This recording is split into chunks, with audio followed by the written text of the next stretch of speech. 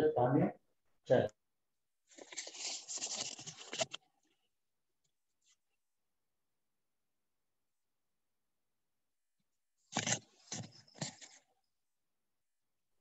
हाँ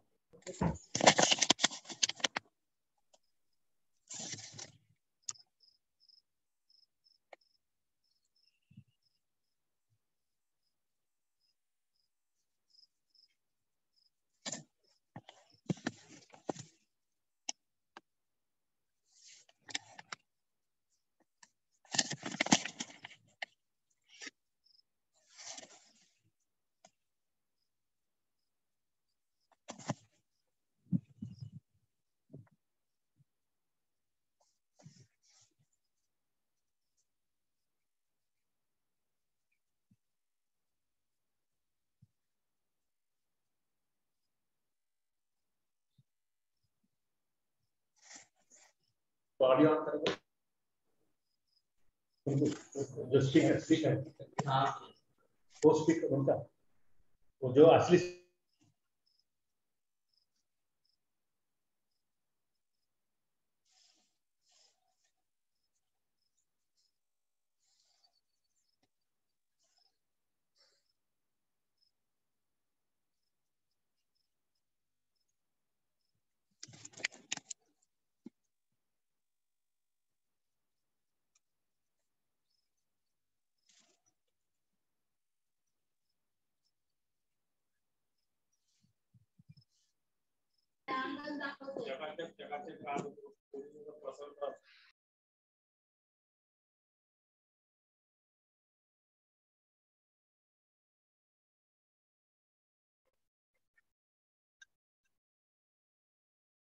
हाँ सर आगे तो क्या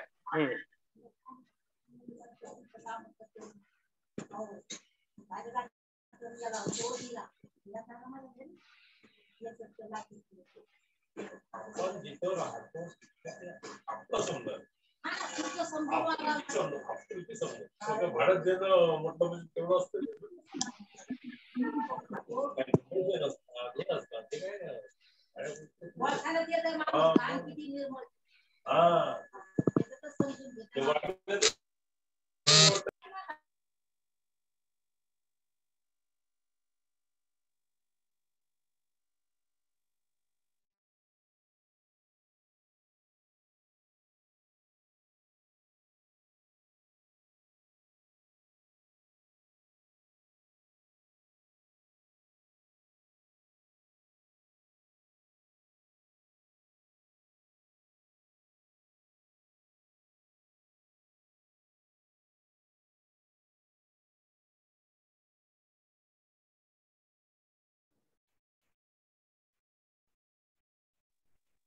आगे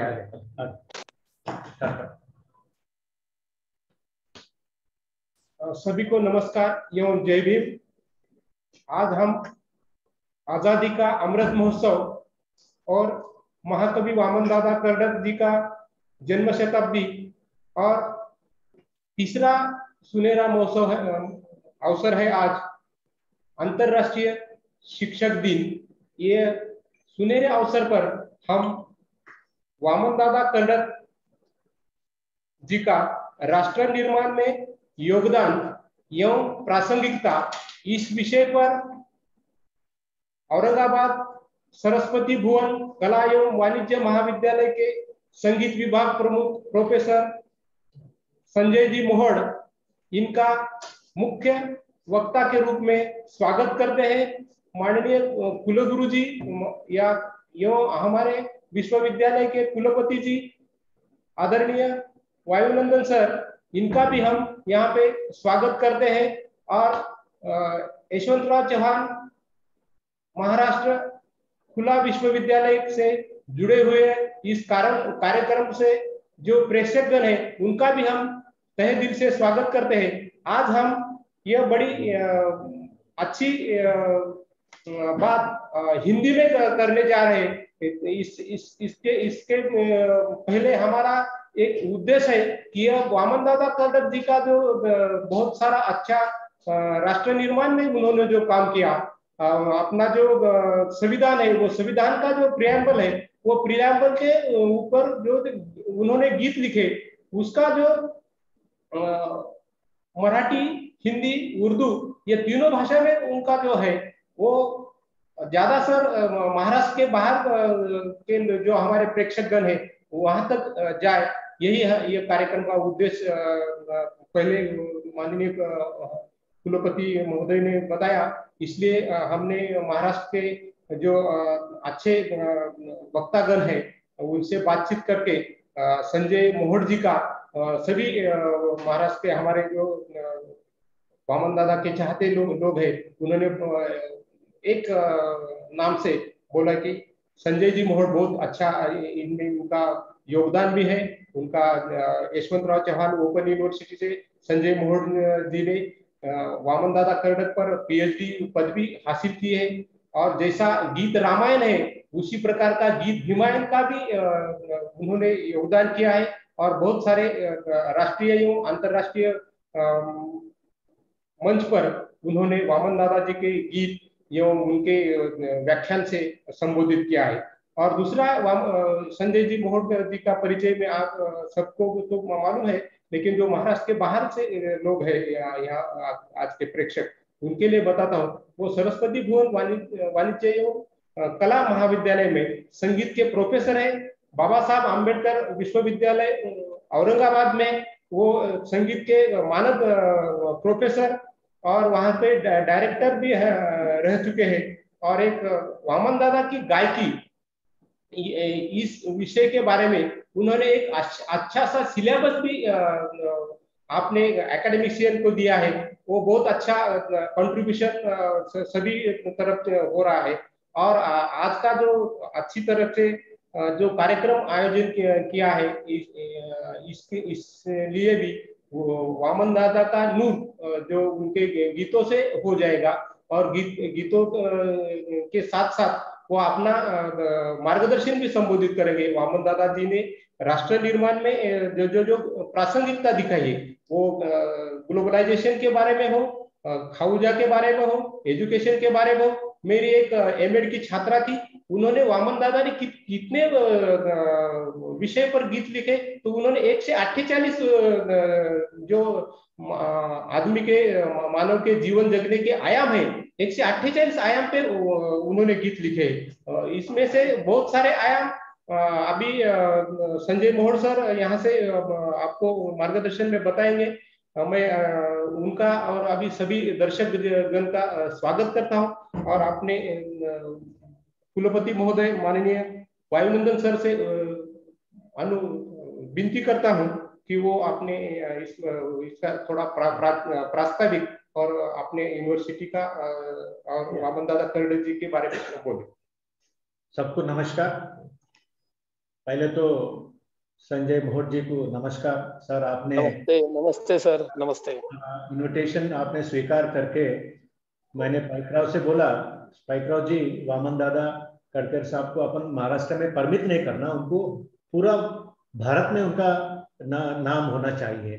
तो उसी से हमने पाइकराव से बात करके आपको हमने तय किया। सर, एक ये जो आज़ादी का जो अमृत महोत्सव है, इसी के संदर्भ में जो अपन का जो 75 ईयर्स इंडिपेंडेंस में अपन ने समझा, जो लोग अपन को पूरा कंट्रीब्यूट के लिए, देश के लिए, समाज के लिए, उनके बारे में अभी एक अच्छी सी मौका है ये साल भर वो लोगों के बारे में अपन का जो स्टूडेंट्स है, अपन का जो टीचर्स है, उनको एक सी अच्छी सी जानकारी देने के लिए ये हमने व्यवस्था किया।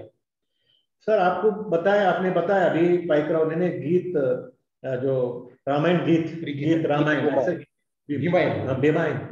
सर, मैंने जब उनके बारे में पढ़ रहा था, मेरे को ज्यादा जानकारी नहीं है, बट यशवंतराव मुक्त विद्यापीठ में उनका एक शेर है, that is one of the great decision जो यूनिवर्सिटी ने लिया। काफी यूनिवर्सिटी में मेरे को मालूम है, लेकिन मुक्त विद्यापीठ में इनके लिए एक स्पेशल शेर है, और उसी के माध्यम से हम उनके बारे में, उनके जो कविता है उनके बारे में हम साल में 1-2 बार उनके कुछ ऐसे आप जैसे लोग को बुला के हम करते हैं।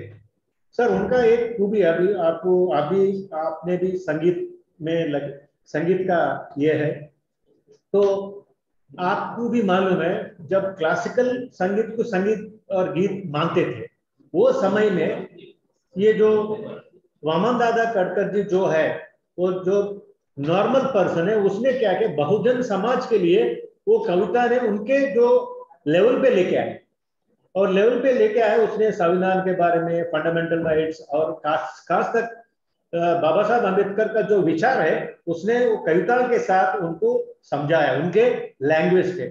उसका वो क्रेडिट है वामन दादा कटकर साहब का। और अच्छी बात है, उसने जो क्लासिकल से हटकर समाज में जो पीड़ित वर्ग है या बहुजन समाज है, उनके लिए उसने समझने के लिए इतना ये किया, और काफी तक जो अंबेडकर साहब का जो कॉन्सेप्ट है या उनका विचार है, उसने प्रोपेगेट किया। तो ये एक अच्छी बात है, हमारा को एक शेर है, हम बड़ा गर्व समझते हैं उनका, और ऑनर समझते भी हैं।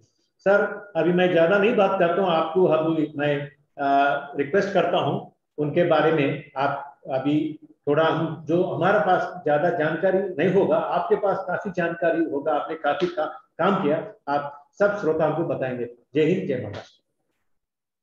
धन्यवाद सर। धन्यवाद sir.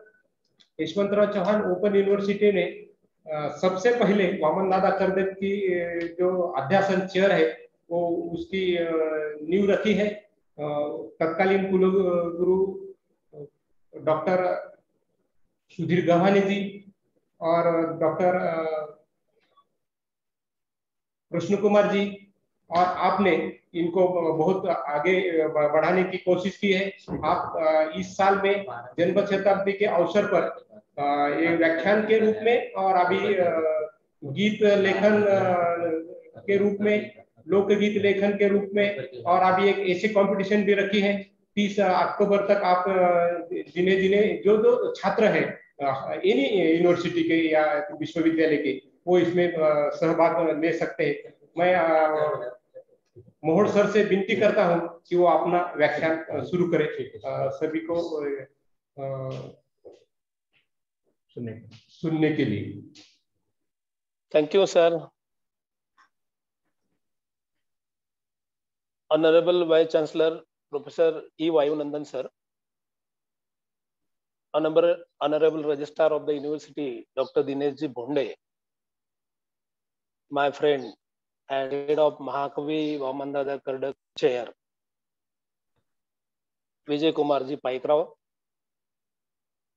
Director of Education Department, Kavitaji Salunke.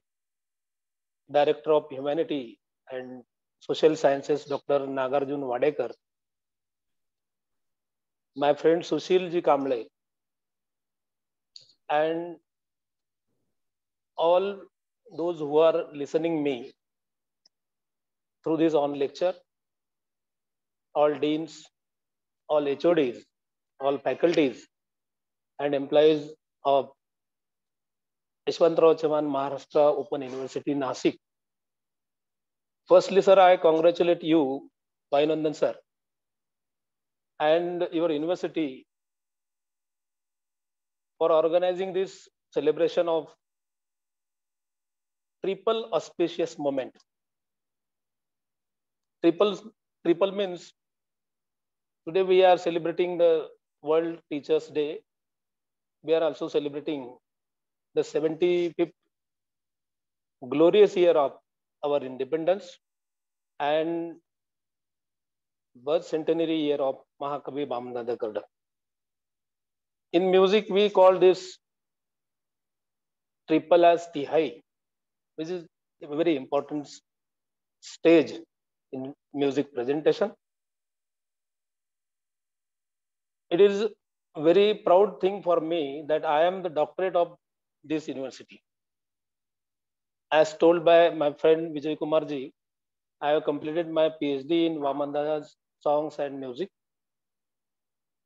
For one more reason, I am very happy today that we have initiated the process of PhD course in this university. Almost on all papers, my signature will be there.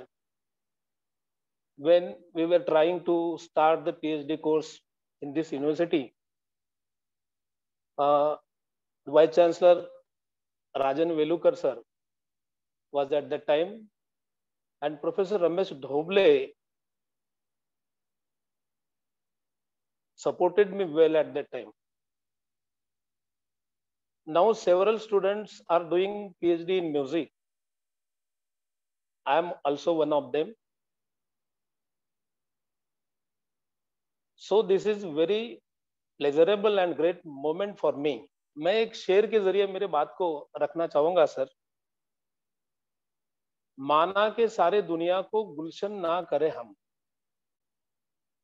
माना के सारे दुनिया को गुलशन ना करे हम, कुछ तो काटे दूर करो जहां से गुजरे हम। हम सब अगर छोटा छोटा काम करते हैं तो ये भारत जो है, अपनी जो भूमि है, ये नंदनवन हो जाएगी। हम ये 75th ईयर यानी आजादी का अमृत महोत्सव मना रहे हैं। जब भारत के स्वतंत्रता की शताब्दी मनाएंगे तो ये पूरा देश गुलशन होना चाहिए और दुनिया ने ऐसा कहना चाहिए कि India is the most beautiful place on the earth. ऐसा गर्व से कहना चाहिए।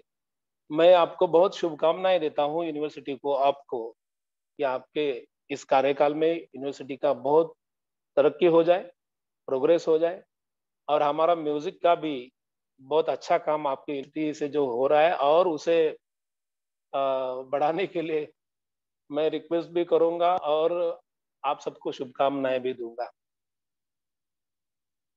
ये जो मैंने गुलशन वाली बात की कि माना के सारे दुनिया को गुलशन ना करे हम, कुछ तो काटे दूर करो जहां से गुजरे हम, वामन दादा ने इसी तरह काम किया है। जैसे कि आपने अपने शॉर्ट स्पीच में बहुत अच्छी बात कही जो मुझे पसंद आई कि बड़ी बड़ी बात वामन दादा ने इतने आसान करके, इजी करके आम लोगों के प्लेटफॉर्म पे लाके रखी।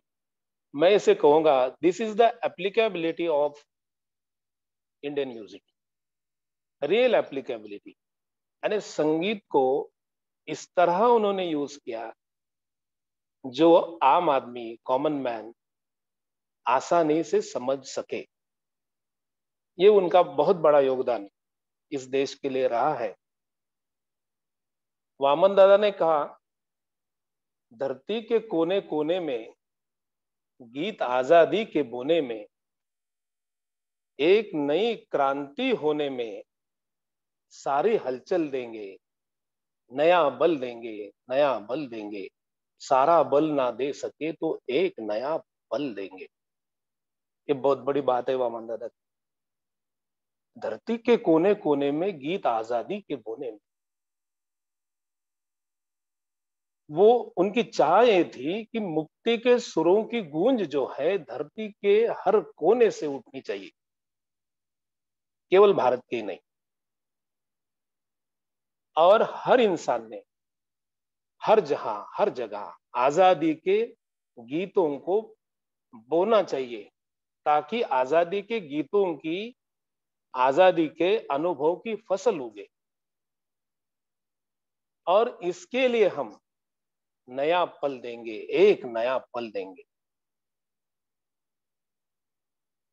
यानी वामन दादा ये चाहते थे कि हम बहुत कुछ तो नहीं कर सकते, लेकिन एक मोमेंट जो हमारे पास है, वो मोमेंट हम इस देश के तरक्की के लिए, दुनिया को अच्छा बनाने के लिए हम बिल्कुल गारंटी के साथ यूज कर सकते हैं। और वो बड़ा इंपॉर्टेंट है। किस पल की तरफ इशारा है वामन दादा का, जो ना पास्ट में है ना फ्यूचर में रहेगा, जो ना पास्ट में था और फ्यूचर भी अपने हाथ में नहीं है।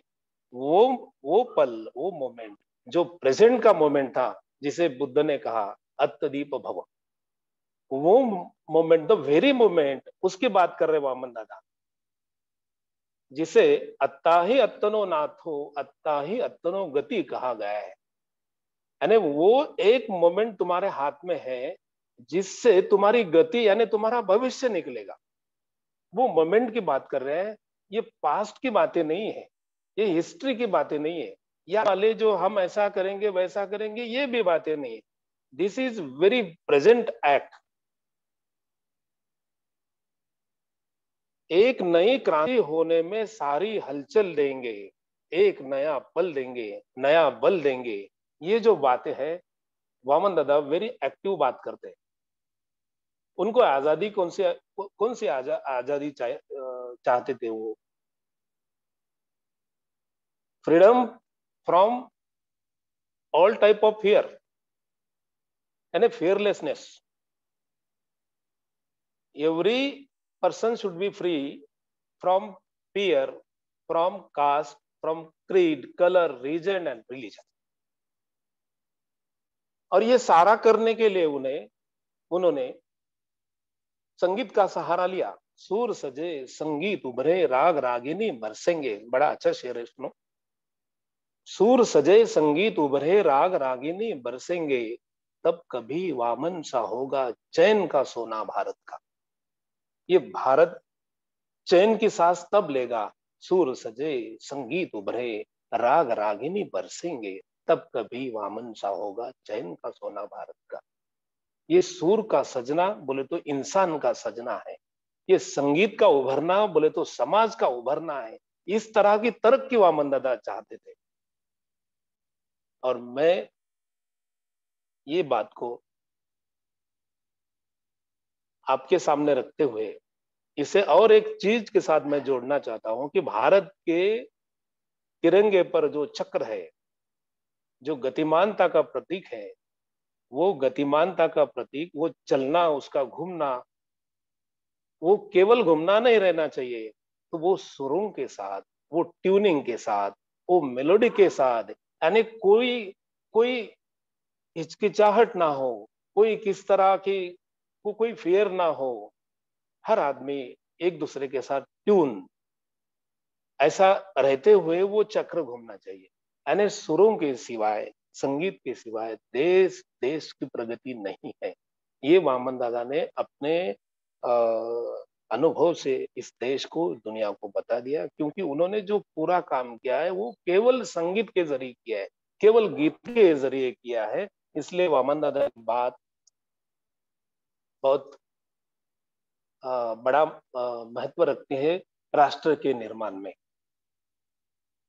ये यानी इंसान का ऊपर उठना, इंसान का यूनिवर्सल होना जिसे कहेंगे, free from reason also.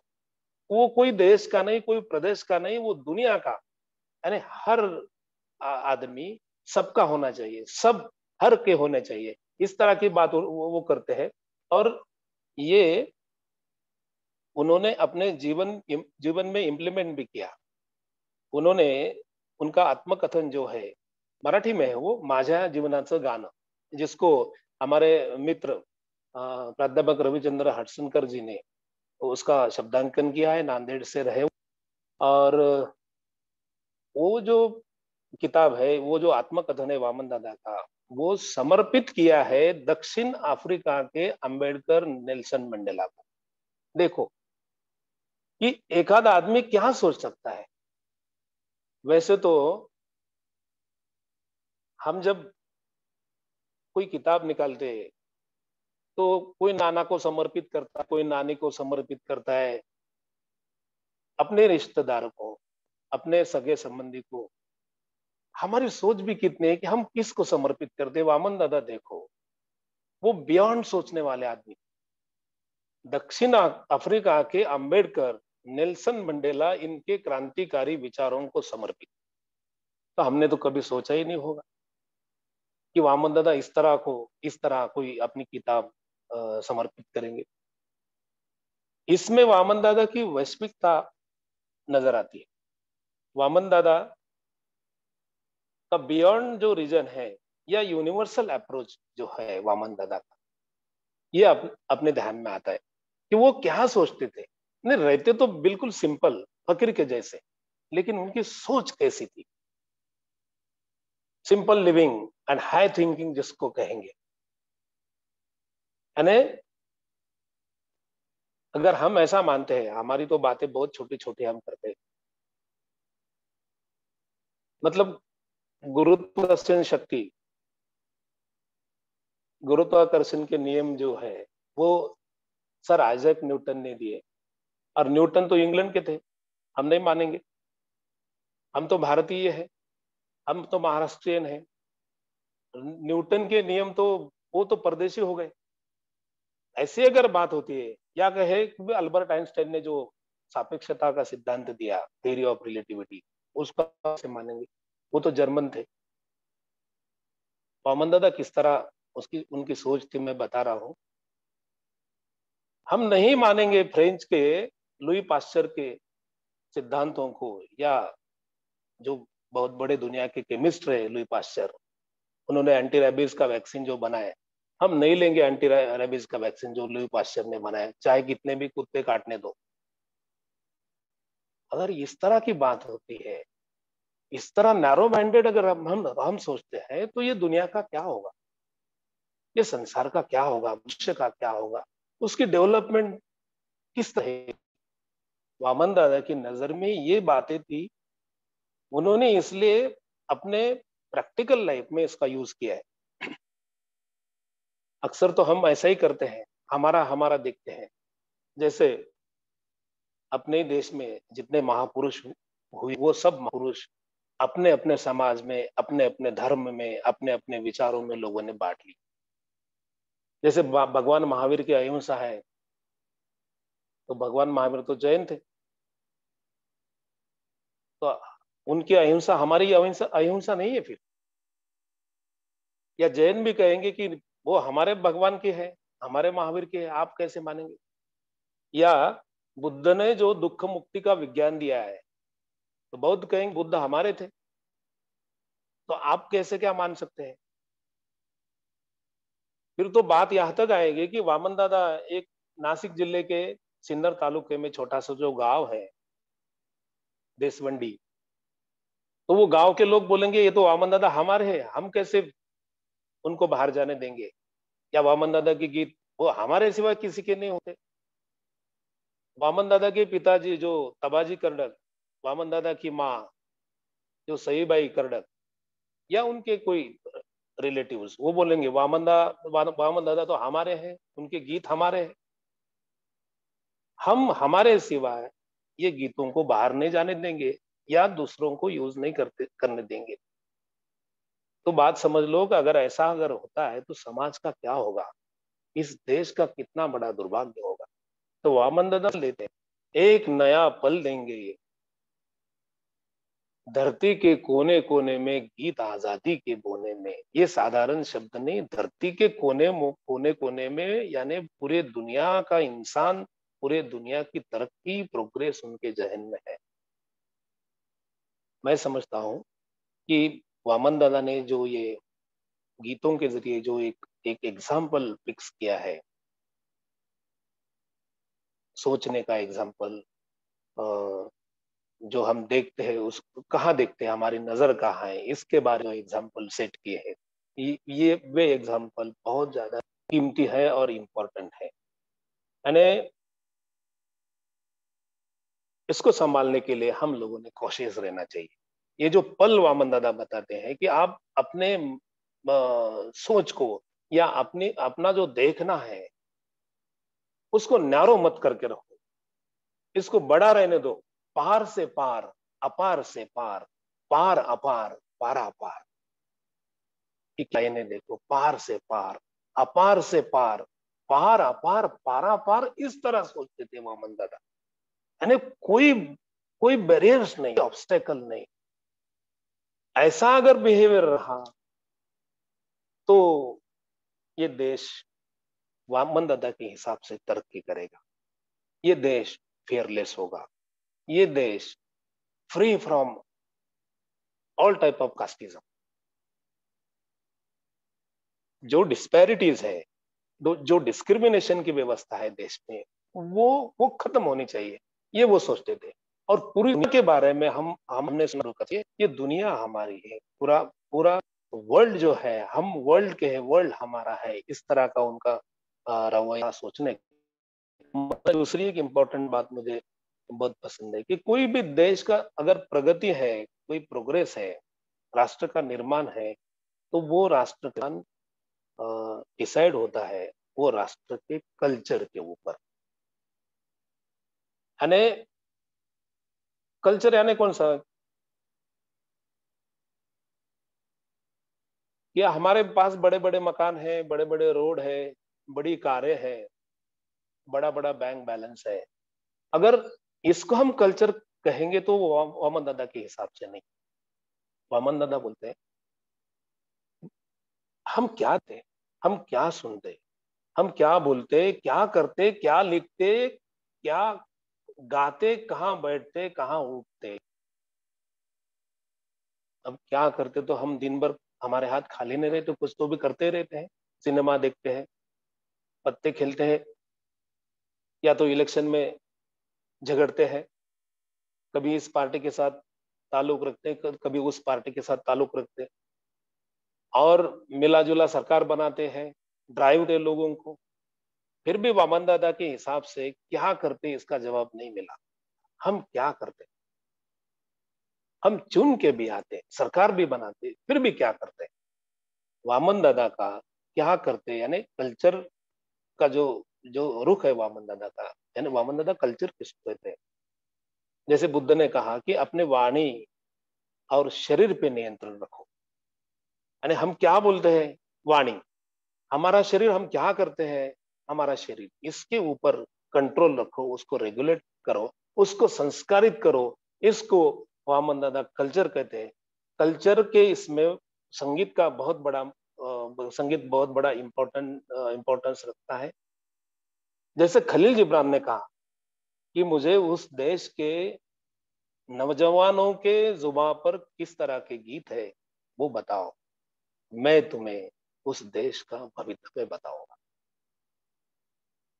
Lebanon के दार्शनिक खलील जिब्रान बहुत भरोसा रखते हैं संगीत के ऊपर कि मुझे उस देश के जवानों के जुबान पर किस तरह के गीत है वो बताओ, मैं तुम्हें उस देश का भविष्य बताऊं।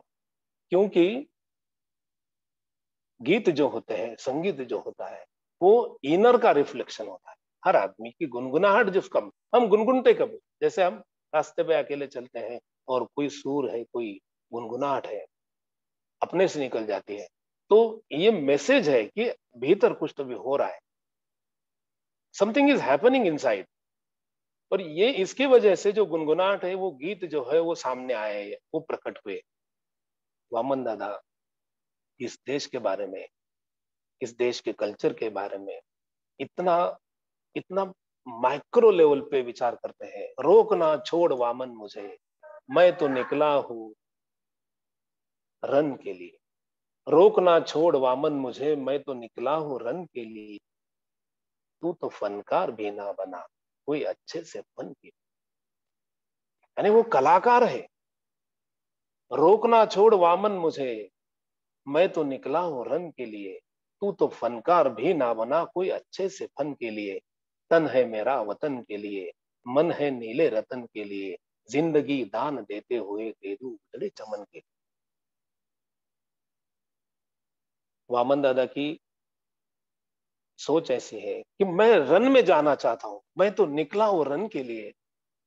क्यों रन में जाना चाहता हूं? उनके हाथ में तो तलवार नहीं है, लेकिन शब्दों की जो ताकत उनके हाथ में थी, संगीत की जो ताकत उनके हाथ में थी, वो चाहते थे कि ये संगीत की ताकत के जरिए, शब्दों की ताकत के जरिए मैं इस देश के लिए लड़ाई करूं। हालांकि किया उन्होंने लड़ाई, वो लड़ते रहे, पूरा जीवन लड़ते रहे। रोकना छोड़ वामन मुझे, मैं तो निकला हूं रन के लिए। यानी लोगों को ये बात बहुत जल्दी समझ में आती है कि लड़ाई की और हम लोग जीत गए, तो सैनिकों ने बहुत अच्छा काम किया, तो तुरंत हम समझ सकते हैं कि yes, this is the victory. लेकिन वामन दादा जैसे लिखने वालों को, कंपोज करने वालों को, गीत गाने वालों को, उनके लिए विक्ट्री का मोमेंट क्या है, उनके लिए विक्ट्री कौन सी है, वो तो लोगों को दिखता नहीं कि हमने इतने गीत लिखे हैं, हमने इतना संगीत कंपोज किया है, लेकिन दुनिया समाज में उसका कोई इम्पैक्ट नजर नहीं आता। तो संगीतकारों के लिए, फनकारों के लिए, गीतकारों के लिए विक्ट्री की क्या मिसाल वामन दादा ये सोच में है। तो आखिर वो ये कहते हैं कि रोक ना छोड़ वामन मुझे, मैं तो निकला हूं रन के लिए, तू तो फनकार भी ना बना। अरे तू तो एक छोटा सा कलाकार भी ना बना, तू तो फनकार भी ना बना, कोई अच्छे से फन के लिए, तन है मेरा वतन के लिए और मन है नीले रतन के लिए, जिंदगी दान देते हुए दे दो उजड़े चमन के लिए। वामन दादा बोलते हैं कि मैं एक फनकार हूं, लेकिन मेरा पूरा जो बदन है, पूरा जो शरीर है, ये शरीर मेरा देश के लिए है, वतन के लिए है, और मेरा मन जो है वो नीले रतन के लिए है। यहाँ पे नीला रतन दो अर्थ से आया है। एक नीला रतन जो आकाश का रंग होता है, नीला, जो जो ट्रांसपेरेंसी का निदेशक है, ट्रांसपेरेंट। यानी आकाश कभी ऐसा नहीं करता कि मैं इसके ऊपर मेरी छाव रखूंगा, उसके ऊपर नहीं रखूंगा, इसको मैं संभालूंगा, उसको नहीं संभालूंगा, ऐसा आकाश कभी नहीं करता। इसलिए तो बाबा साहब ने अपने झंडे का कलर जो है नीला रखा है, वो आकाश का कलर है। अभी लोगों ने नीला दूसरी तरफ लेके जा रहे हैं, वो बात अलग है, लेकिन वो बाबा साहब की सोच में मेरे ध्वज का, मेरे मेरे निशान का कलर जो नीला है वो क्यों रहना चाहिए। लेकिन नीले रंग की विशेषता है आकाश की, और आकाश की विशेषता है कि मैं पूरे पूरे लोगों को, समाज को मैं अपने अपने में संभालूंगा, मैं किसी को अंतर नहीं दूंगा, मैं किसी के लिए डिस्क्रिमिनेशन नहीं करूंगा। ये नीला रंग, वामन दादा का मन नीले रंग के लिए, नीले कलर के लिए वो चिंतित था कि मैं नीला रहूं। तन है मेरा वतन के लिए, मन है नीले रतन के लिए, यानी मेरे मन में कोई डार्कनेस ना रहे। इसलिए वामन दादा बोलते हैं कि मन है मेरा नीले रतन के लिए, और ये नीला रंग जो है समानता का प्रतीक है। ये नीले रंग का एहसास जो है डॉक्टर बाबा साहेब अम्बेडकर ने अपने कार्यों के जरिए इस देश को एक एग्जाम्पल फिक्स किया है कि समानता का प्रतीक कैसा होना चाहिए। यानी बाबा साहब ने सारे समाज के लिए, सारे लोगों के लिए अपने जीवन में काम किया है। इसलिए वामन दादा उनको नीले रंग का एक एग्जाम्पल देते हैं कि तन है मेरा वतन के लिए, मन है नीले रतन के लिए, जिंदगी दान देते हुए दे दूं उजड़े चमन के लिए, जिनको जीने न दे जिंदगी, मौत आने न दे जिंदगी। बहुत अच्छा शेर है, सुनो। जिनको जीने न दे जिंदगी, मौत आने न दे जिंदगी, क्यों न जीने का सहारा बनूं ऐसे हैरान जन के लिए। अरे जिनको कुछ नहीं मिला है, जो हैरान है, परेशान है, उनके जीवन के लिए मैं सहारा बनना चाहूंगा। मैं अगर उनके जीवन के लिए कोई बेस बनता हूं या सपोर्टिव कोई टूल बनता हूं, तो मेरा जीवन समझ लो कि सफल हो गया। वामन दादा अपने जीवन में जीवन भर वो चलते रहे, वो एक जगह कभी नहीं रुके। यानी ये तो एक एक बहुत अच्छा, एक आदर्श उदाहरण उन्होंने समाज के सामने रखा है कि वो कभी एक जगह नहीं रुके, वो चलते रहे, चलते रहे, चलते रहे, लिखते रहे, लिखते रहे, लिखते रहे, गाते रहे, गाते रहे, गाते रहे। बुद्ध ने बहुत अच्छा, तो अपना बुद्ध का धम्मपद का जो पहला जो ये है आदेश है बुद्ध का, चरत भिक्खवे चारिकं बहुजन हिताय बहुजन सुखाय, अत्ताय हिते लोकानुकंपाय, देसेत भिक्खवे धम्म आदि कल्याणं मज्ज कल्याणं पर्यवसान कल्याण। यानी जो पहले कल्याणकारी है, जो मध्य में कल्याणकारी है, और जो अंतिम परिणामी कल्याणकारी है, इस तरह का काम करने के लिए भिक्षु आप चलते रहो, चलते रहो, चलते रहो। चरत भिक्खवे चारिकं बहुजन हिताय बहुजन सुखाय, अत्ताय हिताय लोकानुकंपाय, देसेत भिक्खवे धम्म आदि कल्याणं मज्ज कल्याणं पर्यवसान कल्याण। वामन दादा की लाइन देखो, चल मुसाफिर, चल मुसाफिर, चल मुसाफिर चल, रुकना तेरा काम नहीं है, आगे आगे चल, चल मुसाफिर, चल मुसाफिर, चल मुसाफिर चल। ये चरत भिक्खवे चारिकं बहुजन हिताय बहुजन सुखाय, इसके साथ ही अपना ये साधर में रखती है, अपना अपना जो ट्यूनिंग है उसके साथ रखती है।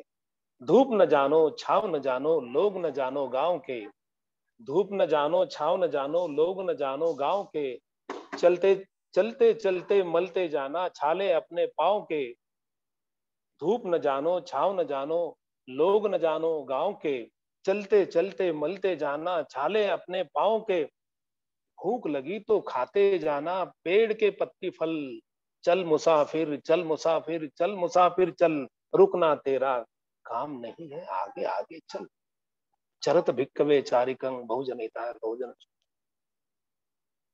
सुना है तूने युवान स्वांग को चीन से भारत आया था, देखो सुना है तूने युवान स्वांग को चीन से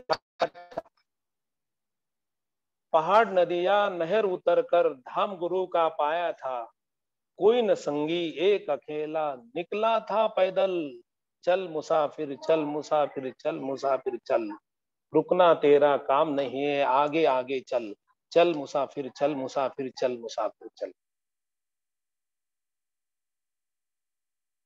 वामन दादा अकेले ही चले थे, अकेले ही निकले थे, अकेला ही चला था जानिबे मंजिल, मगर लोग आते गए और कारवां बनता गया, अकेला ही चला था जानिबे मंजिल, मगर लोग आते गए और कारवां बनता गया।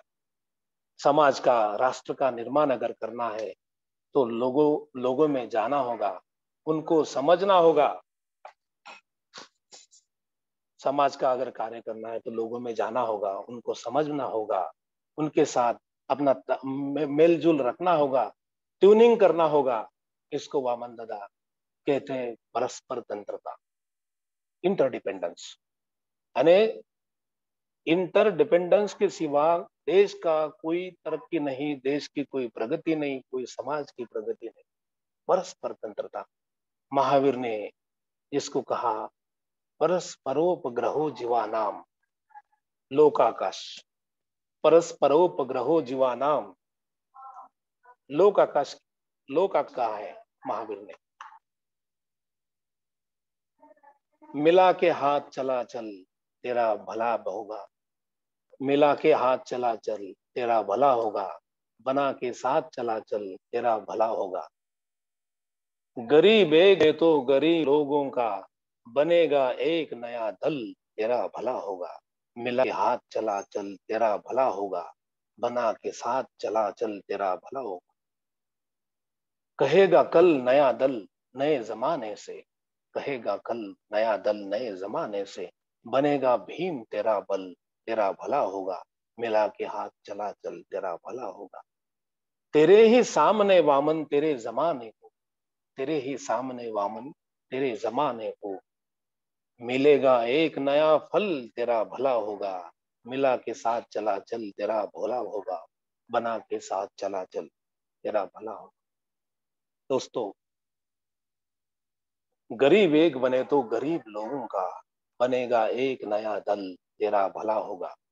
गरीब एक बने तो, यानी एकता में वामन दादा का बड़ा भरोसा था कि हम जब तक एक नहीं होते, हम मिलते नहीं एक दूसरों को, मिला के हाथ चला चल, ऐसा जब तक नहीं करते तो हमारे देश की प्रगति नहीं होगी, हमारे समाज की प्रगति नहीं होगी। इसलिए वामन दादा एकता को बहुत ज्यादा इंपॉर्टेंस देते हैं। राष्ट्र की प्रगति अगर करनी है तो सबको एक साथ करना होगा, सबको एक साथ लेना होगा।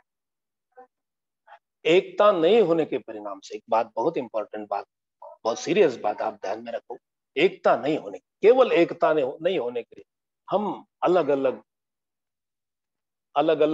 जाति में, अलग अलग संप्रदाय में, अलग अलग धर्म में हम बंटते रहे, एकता न होने के कारण, और इसका हमारे देश को बहुत बड़ा नुकसान जो है भुगतना पड़ा। हमारे दुश्मनों ने इसका बहुत बहुत बड़ा फायदा उठाया।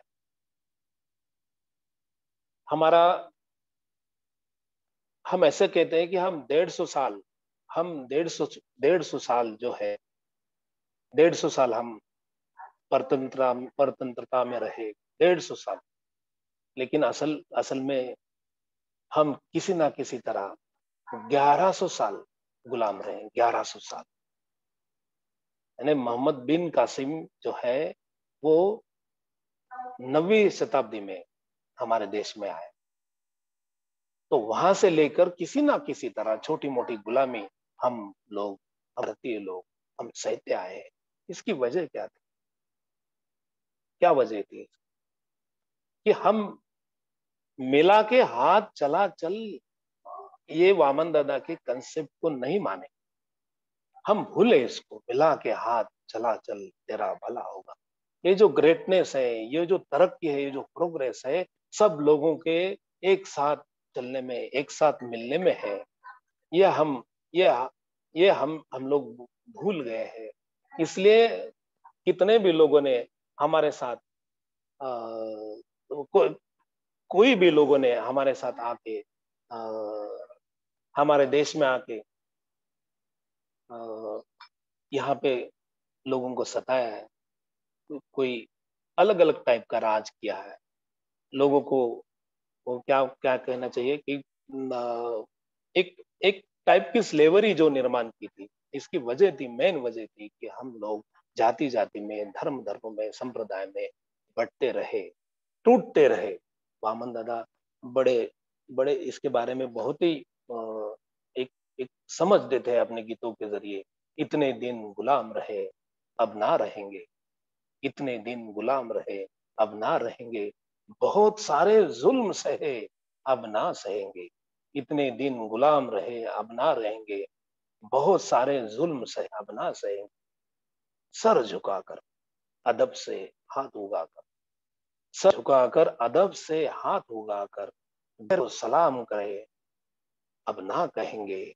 इतने दिन गुलाम रहे, अब ना रहेंगे। बहुत सारे जुल्म सहे, अब ना सहेंगे।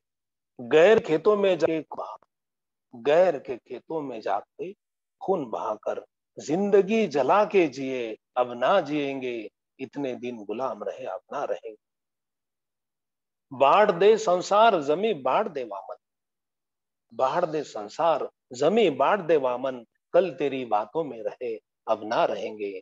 इतने दिन गुलाम रहे, अब ना रहे। बाढ़ दे संसार जमी बाढ़ दे वामन, यानी तोड़ फोड़ की जो राजनीति थी ने, अच्छा जहां चल रहा है वहां तोड़ना, वहां लोगों को एक दूसरे से अलग करना। बाढ़ दे संसार जमी बाढ़ दे वामन, कल तेरी बातों में आए अब ना, कल तेरी बातों में रहे अब ना रहे। ये बहुत सूचक सलाह, जो एक प्रॉपर सजेशन, एक कॉशियस, एक कॉशन वामन दादा देते हैं कि ये बातें हैं तोड़फोड़ के राजकारण करने वाली, इनसे दूर रहो, कल तेरी बातों में रहे अब ना रहे। और इसके लिए सोल्यूशन भी वामन दादा थे, बहुत अच्छा सोल्यूशन वामन दादा, यानी एक एप्लीकेबिलिटी जिसको कहेंगे कि ये अगर अप्लाई किया तो बात बदल जाएगी। फूल एकता का जिसने पिरोया, भारत हमारा जिसने जगाया। फूल एकता का जिसने पिरोया, भारत हमारा जिसने जगाया। जिसने खड़क पर पौधे उगाए, ऐसे फूले की बात हम करेंगे। जिसने खड़क पर पौधे उगाए, ऐसे फूले की बात हम करेंगे। एकता का फूल अगर देश में फूलना है, उसको फुलाना है, तो सबकी हिम्मत बढ़ेगी, ताकत बढ़ेगी, और ये देश मजबूत है। ऐसी हिम्मत की तुझ में आए, तेरे दुश्मन भी सर ना उठाए। एक उंगली अगर तूने उठाई, सामने वाले नजर भी ना आए। रहे सुख से तेरे भाई बहना, कोई लूटे ना इज्जत का गहना। तेरे होते हुए इस जहां में कोई आके न किसको सताए। ऐसी हिम्मत अभी तुझ में आए। देख वामन तेरे जिंदगी की नाव खतरे से खाली नहीं है। देख वामन तेरे जिंदगी की नाव खतरे से खाली नहीं है।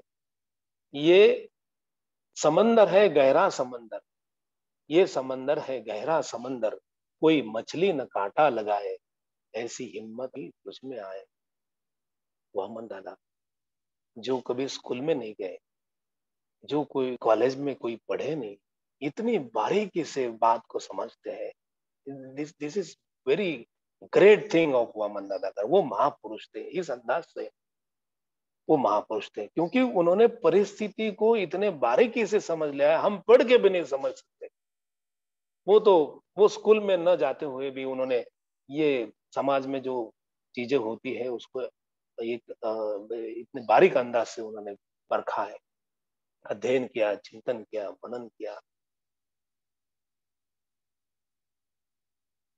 वो मुझे संत कबीर की एक बात याद आती, मसी कागज छुयो नहीं कलम ना गई हाथ, मसी कागज छुयो नहीं कलम ना गई हाथ, लिखा लिखी की है नहीं देखा देखी बात। यानी मैं लिखा लिखी की बात नहीं करता, मैं तो देखा देखी बात करता हूँ। मैंने समाज को देखा है, अनुभव किया है, ये मेरे अनुभव से निकली बात। वामन दादा को इस बात का बहुत ज्यादा डर था कि हम स्वतंत्र तो हुए, लेकिन देश के अंदर ही अमीर और गरीब, ये जो दरी है, ये जो फासला है, बहुत ज्यादा ना बढ़े, और देश के अमीर ही देश के गरीबों का जो है शोषण करे, ऐसी बात कभी ना आए। वामन दादा को इस बात का बहुत ज्यादा डर था। बाबा साहब ने इस बात के लिए हमें एक कोशिश किया था। उनका स्पीच है, घटना जो है भारत की, देश को समर्पित करते हुए, जो बाबा साहब ने बताया था कि हमने फ्रीडम तो पाया है, स्वतंत्रता तो पाया है, हम तो 75वीं सालगिरह मना रहे हैं स्वतंत्रता की, लेकिन बात वही के वही है अभी भी। बाबा साहब ने कहा था कि हमने स्वतंत्रता के साथ साथ पॉलिटिकल फ्रीडम जो है, पॉलिटिकल डेमोक्रेसी जो है हमने लाई है, लेकिन जब तक इकोनॉमिकल और सोशल इनइक्वालिटी रही, पॉलिटिकल फ्रीडम को, पॉलिटिकल डेमोक्रेसी को कोई मतलब नहीं होगा, कोई अर्थ नहीं होगा।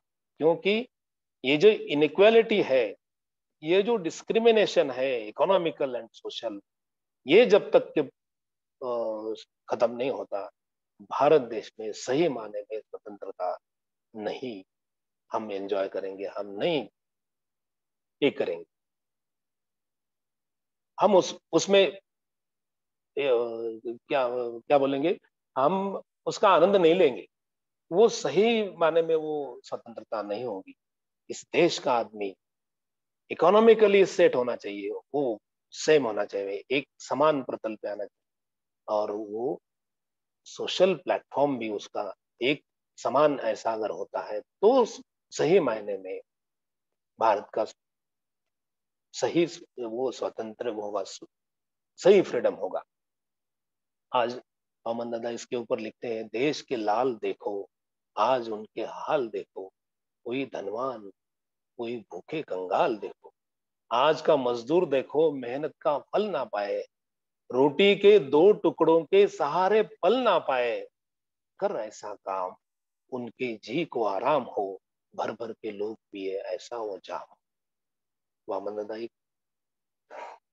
एक इंट्रोस्पेक्टिव ऐसा एस्पेक्ट हमारे सामने रखते कि देश के लाल देखो, ये नौजवान देखो क्या कर रहे, कहीं पे भी देखो, शहर में देख लो या जाके देहात देखो, मजदूरी मांगते हैं हजारों हाथ देखो, सताए भूख जिनको ऐसे जवान देखो, जिए तो कैसे जिए इतने हैरान देखो, बचाने जान अपनी उनको भी काम दो, भर भर के लोग भी ऐसा हो जाओ।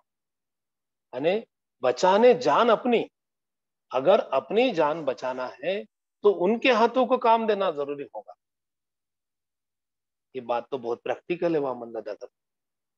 यानी हमारा पड़ोसी जब तक के खुश नहीं है, सुखी नहीं है, हम कैसे सुख से रह सकते हैं। अगर हमारा पड़ोसी रोज शराब पी के अगर दिन रात गालियां देते रहता, बड़बड़ करते रहता, चीखता है चिल्लाता है, तो उसके बाजू में अपना अगर घर है तो वो कैसे सुख से रहेगा, नहीं रह सकता। बचाने जान अपनी उनको काम दो, फिर हम सुख से रह सकेंगे। अगर कोई पड़ोस में अगर कोई ध्यान करता है, मेडिटेशन करता है, तो उनके वाइब्रेशन के जरिए हम सुख अनुभव करते हैं। वो मेडिटेशन के वाइब्रेशन हमारे लिए सुख सुख की जो है वो सुगंध लेके आते हैं। इसलिए वामन दादा कहते हैं कि उनके हाथ को काम दो, उनकी परेशानी को समझ लो, बातों पे ध्यान देना, समय को जान लेना, कितना महत्वपूर्ण सलाह है। बातों पे ध्यान देना, समय को जान लेना, गांव की सारी भूमि लोगों में बांट देना, अपना समझ के वो खेतों में काम करे, धरती पे आज नए खुशियों के गीत लहरे, कोई ना धनी किसी का कोई ना गुलाम हो, भर भर के लोग पिए ऐसा हो जाम हो।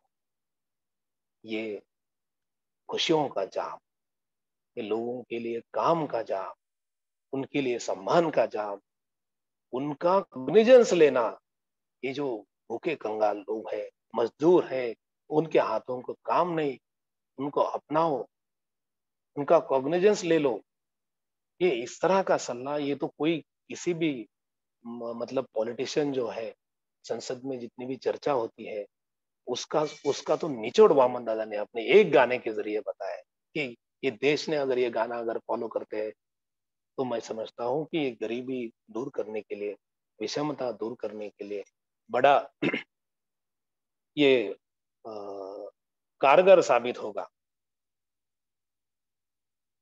वामन दादा के ये गीतों को सुनने के बाद मुझे गोरख की याद आती है। गोरख, मरो ए जोगी मरो, मरण है मीठा, तिस मरनी मरो, जिस मरनी गोरख मरा बैठा। यानी ये वामन दादा, काम के बाद वामन, दाम का नाम लेना, जलने दे जिंदगी ये सेवा में काम लेना, मरने के बाद प्यारे अपना इनाम लेना, कब्र में चाहे जितना जाके आराम लेना, सेवा में जिंदगी दे तेरा ही नाम हो, भर भर के लोग भी ऐसा हो जाम। तो गोरख बोलते हैं कि मरो ए जोगी मरो, वामन दादा बोलते हैं कि मरने के बाद प्यारे अपना इनाम लेना, कब्र में चाहे जितना जाके आराम लेना। अभी तो काम कर, तुझे आराम ही करना है, कब्र में एक बार दफनाने के बाद तुझे कौन लगाने वाला है। गोरख की बात वामन दादा की जुबानी आती है, मरो ये जोगी मरो, मरण है मीठा, किस मरनी मरो, जिस मरनी गोरख मरा मीठा। वामन दादा केवल गीत लिखने वाले गीतकार नहीं, कोई सुर को सुर जोड़ के संगीत बनाने वाले संगीतकार नहीं है, वे सोल्यूशन देने वाले हैं। ये इलाज के लिए वो मेडिसिन देने वाले हैं कि ये मेडिसिन ले लो, सुबह ले लो, दोपहर को ले लो, शाम को ले लो, और आप तंदुरुस्त हो जाओ। इस तरह का सोल्यूशन वामन दादा ने अपने गीतों के जरिए दिया है। जैसे फुले ने कंक्लूजन निकाला था, अज्ञान सभी बुराइयों का जड़ है, अज्ञान सभी बुराइयों की जड़ जो है अज्ञान है। फुले ने बताया था, ये मराठी में है, अखंड जो उसको बोलेंगे, ज्योतिबा फुले का अखंड है। विद्ये विना मती गेली, मती विना नीति गेली, नीति विना गती गेली, गती विना वित्त गेले, वित्ता विना शूद्र खचले, कि तू के अनर्थ है का विद्ये ने। ये तो जड़ थी, अज्ञान, पूरे बुराइयों की। हमारा जितना भी डिक्लाइन है, वो डिक्लाइन का सारा जड़ जो है वो अज्ञान है, इग्नोरेंस है। बुद्ध ने तो इसके लिए अविद्या शब्द यूज किया है। इसलिए वे कहते हैं कि विद्या असर चरण संपन्नो, सुगतो लोक विदु अनुत्तरो पुरुष धम्म सारथी, सत्ता देव मनुष्यान बुद्ध भगवान। यानी ये अविद्या को निकालो पहले आप, विद्याचरण संपन्न बनो।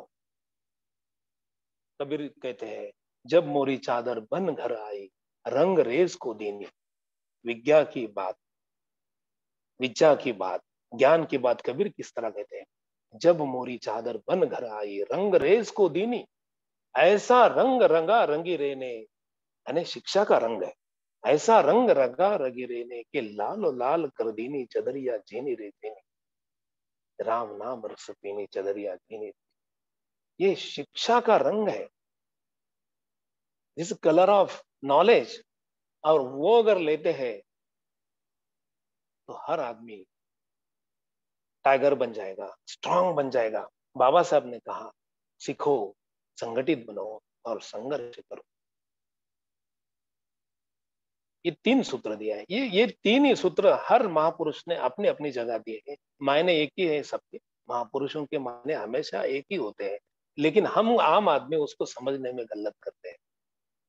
इसलिए सीखो, संगठित बनो, संघर्ष करो। वामन दादा बोलते हैं, शिक्षा दो, शिक्षा दो। शिक्षा दो, शिक्षा दो, देश के सारे बच्चों को शिक्षा दो। यही बात है, देश हमारा दरिद्रता से लड़ सके, लड़ते लड़ते आगे आगे बढ़ सके, आगे बढ़ने वाली शिक्षा दो, सारे बच्चों को शिक्षा दो। ये सुविधा सारे बच्चे पाएंगे, ये सुविधा सारे बच्चे पाएंगे, पाएंगे तो स्कूल में सारे जाएंगे। ये सुविधा सारे बच्चे पाएंगे, पाएंगे तो स्कूल में सारे जाएंगे। सबको शिक्षा पाने की सुरक्षा दो, शिक्षा दो, शिक्षा दो, देश के सारे बच्चों को शिक्षा दो। जात न जानो, धर्म न जानो, शिक्षा दो। जात न जानो, धर्म न जानो, शिक्षा दो। जात न जानो, धर्म न जानो, शिक्षा दो। भेद न मानो, सबको सारी शिक्षा दो। मीठे फल पाएंगे ऐसी शिक्षा दो। शिक्षा दो, शिक्षा दो, देश के सारे बच्चों को शिक्षा दो। छोटे छोटे धंधे हम भी कर सके, मेहनत करके पेट अपना हम भी भर सके। कर्जा दे दो, लोन दे दो, रिक्शा दो, शिक्षा दो, शिक्षा दो। एक आसान बात, जैसा वाइस चांसलर साहब ने कहा है कि एक बड़ी बात को एक सहजता से सिंपल करके जो लोगों को समझा सके, वामन दादा ने की। कर्जा दे दो, लोन दे दो, रिक्शा दो, शिक्षा दो, शिक्षा दो, शिक्षा। हमारी शिक्षा के रिक्शा का कर्जा अगर मिलता है तो अच्छा, लोन अगर मिलता है तो अच्छा। वामन दादा ने इस बात को भी नहीं छोड़ा। वामन जबकि देश में समता आएगी, वामन जबकि देश में समता आएगी, देश की जनता चैन की रोटी खाएगी। वामन जबकि देश में समता आएगी, देश की जनता चैन की रोटी खाएगी। इस तरह की इस वतन को रक्षा दो, इस तरह की इस वतन को रक्षा दो। शिक्षा दो, शिक्षा दो, शिक्षा दो, देश के सारे बच्चों को शिक्षा दो। वामन दादा की गीत सुनने के बाद हमें पक्का भरोसा होता है, वे बहुत अच्छे शिक्षक थे, बहुत ही अच्छे शिक्षक थे। हालांकि उन्होंने कभी स्कूल में जाके या कोई कॉलेज में जाके यूनिवर्सिटी में जाके नहीं पढ़ाया, लेकिन वे समाज के शिक्षक। उन्होंने लोगों को चेताया, जगाया, उन्होंने उनमें आत्मविश्वास जो है पिरोया, आत्मविश्वास भर दिया। आज अंतर्राष्ट्रीय शिक्षक दिवस हम मना रहे हैं, हम सैल्यूट करते हैं वामन दादा के, वामन दादा में जो शिक्षक है उस शिक्षक को हम सब सैल्यूट करते हैं। और एक खास शेर में कतिल सिपाही साहब का शेर है वामन दादा के लिए, यहाँ पे मैं यूज करने जा रहा हूँ। कतिल सिपाही बोलते हैं, अपने होठों पे तुझे सजाना चाहता हूँ, अपनी होठों पे तुझे सजाना चाहता हूँ, आ मैं तुझे गुनगुनाना चाहता हूँ, अपनी होठों पे तुझे सजाना चाहता हूँ, आ मैं तुझे गुनगुनाना चाहता हूँ। आखिरी हिचकी भी तेरी जानों पे आए, आखिरी हिचकी भी तेरी जानों पे आए, मौत भी मैं शायराना चाहता हूँ, मौत भी मैं शायराना चाहता हूँ। ये शायराना अंदाज के जो शायर वामन दादा, ये मरने के लिए तैयार थे, मौत भी मैं शायराना चाहता हूँ। उन्होंने स्पार्क निर्माण किया, उनकी शायरी ने में स्पार्क निर्माण किया। वो एंटरटेनमेंट नहीं करते। दुष्यंत कुमार बहुत लिखते हैं, एक चिंगारी कहीं से ढूंढ लाओ दोस्तों, एक चिंगारी कहीं से ढूंढ लाओ दोस्तों, इस दिए में तेल सी भिगी हुई बाती तो है, नाव जर्जर ही सही लहरों से टकरी तो। एक चिंगारी कहीं से ढूंढ लाओ दोस्तों, यानी दिया है, तेल है, बाती भी है, बाती तेल में भिगे वाली भी है। कमी किस चीज की है? तो एक चिंगारी की कमी है। एक चिंगारी लाओ, एक चिंगारी कहीं से ढूंढ लाओ दोस्तों, इस दिए में तेल सी भीगी हुई बाती तो है, नाव जर्जर ही सही लहरों से टकराती। ये स्पार्क लाने का काम है दादा ने उस समय किया है। आचार्य अश्वघोष की पोएट्री मुझे याद आती है। उन्होंने कहा कि this poem pregnant with the burden of liberation, This poem, pregnant with the burden of liberation, has been composed by me not for the sake of giving pleasure, but for the sake of giving peace.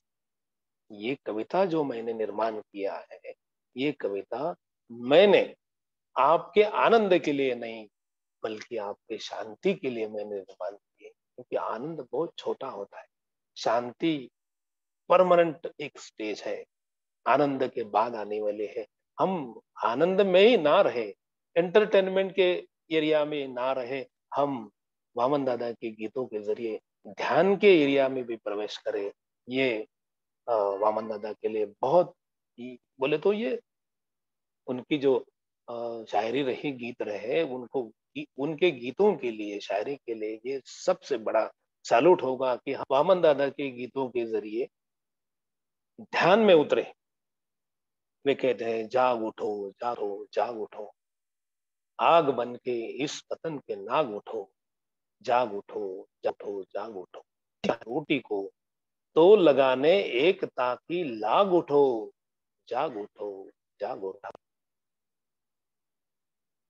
एक बहुत अच्छा से उन्होंने लिखा है, अंधेरे घेरा है वामन को, अंधेरे ने घेरा है मन को, गाने यहाँ नया दीप राग उठो, जाग उठो जाग उठो जाग उठो, आग बन के इस वतन के नाग उठो। यानी वामन दादा, बहुत लोग कहते हैं वाइस चांसलर साहब कि वामन दादा को शास्त्रीय संगीत का कोई जानकारी नहीं था, उनको मालूमात नहीं थी, लेकिन अंधेरे ने घेरा है वामन को, गाने यहाँ नया दीप उठो, जाग उठो जाग उठो। ये दीप राग कहाँ से लाए? यानी ऐसी कहावत है कि दीपक राग गाने के बाद तानसेन, ये प्रकाश की जो तेज की निर्मित हुई, कि ये समाज में जो अंधेरा है उसको वो भगाने के लिए एक दिया लाना पड़ेगा, इसके लिए दीप राग का गायन करना पड़ेगा। ये वामन दादा की सोच, क्लासिकल म्यूजिक को बखूबी उन्होंने प्राशन किया था, डाइजेस्ट किया था, इसका अंदाज हमें देती है। गरीबों के बारे में भी उनके मन में बड़ी करुणा थी। गरीब देश के गरीबों को गरीबी नड़ती है, और जहां रोटी की कमी होती है वहां भूख बहुत बढ़ती है। आदमी जितना गरीब होता है, वो गरीबी की वजह से और ज्यादा गरीबी, यानी ये विशियस सर्कल है, एक दुष्ट चक्र में फंस जाता हो। तो उन्होंने वो सारे गरीब लोग जो है उनकी गरीबी दूर हो जाए, इसके लिए उनके मन में एक बड़ा कॉन्फिडेंस क्रिएट करने के लिए, गम के मारू जरा ठहर जाओ, गम के मारों की महफिल यही है, अपने नारे यहीं से लगाओ, अपने नारों की महफिल यही। ये गाना मैं गा के आपको सुनाऊंगा, इसलिए मैं इसे ऐसे ही रखता हूँ। वामन दादा की जो बातें हैं, वामन दादा ऐसे तो बहुत अमीर बन सकते थे, वो बहुत कुछ कमा सकते थे। कि एक बात, उन्होंने एक ही गाना सिनेमा में दिया, सलगहर ने तुरु तुरु चिमण्या उडती भुरू भुरू, एक ही गाना दिया, सांगते हैं का, ये मराठी फिल्म। तो सैकड़ों हफ्ते तक उनके गाने की वजह से ये फिल्म चली। वो चाहते तो बहुत उसकी रॉयल्टी बोलो या कोई उससे जो कमाई है वो कर सकते थे, लेकिन उन्होंने ये रास्ता नहीं अपनाया। उन्होंने समाज के कल्याण के लिए, समाज समाज में जो गरीब लोग हैं, जो डिप्राइव्ड लोग हैं, वो डिप्राइव्ड लोगों के लिए उन्होंने उनमें आत्मविश्वास भरने के लिए अपने सुर का निर्माण किया है। अपने सुर का उपयोग उन्होंने इस अंदाज से किया। ये वामन दादा का बहुत बड़प्पन है, तो बड़ी बात है। वामन दादा ने हमारे समाज के लिए जो गीत लिखे हैं, देश के लिए जो गीत लिखे हैं, हम ये गाने जब हमारे यूथ फेस्टिवल में, युवक महोत्सव में हम प्रेजेंट करते हैं, तो ये तो प्राइस तो उनको हमखास मिलेगा ही मिलेगा। ये ऐसी रचना है, ये सागवानी लाकुड़ जिसको बोलते हैं ना, लकड़ी है, सागवान की है, इसके ऊपर कितने भी कला कुशल आप कर सकते हैं, डेकोरेशन कर सकते हैं। वामन दादा का गाना ना फटेगा ना टूटेगा ना हटेगा, इस तरह वो गाने का बोले तो उसकी क्वालिटी है। तो पुरस्कार तो मिलते ही रहेंगे, लेकिन ये गाना गाने के बाद जो समाज में जो प्रेरणा होगी, गाना गाते समय बोलो या गाना गाने के बाद बोलो या सुनने के बाद बोलो, ये प्रेरणा जो है इसका कोई यानी मोल हम नहीं कर सकते, ये अनमोल है। इसलिए वामन दादा ने हमारे समाज को, देश को जो गाने दिए, देश को वामन दादा का ऋणी रहना चाहिए, समाज को वामन दादा ऋणी रहना चाहिए। वो समाज की हालत देखो आज, ये साइकोलॉजिकल बात मैं कहने जा रहा हूँ, वो समाज की हालत देखो जिसमें गाने नहीं है।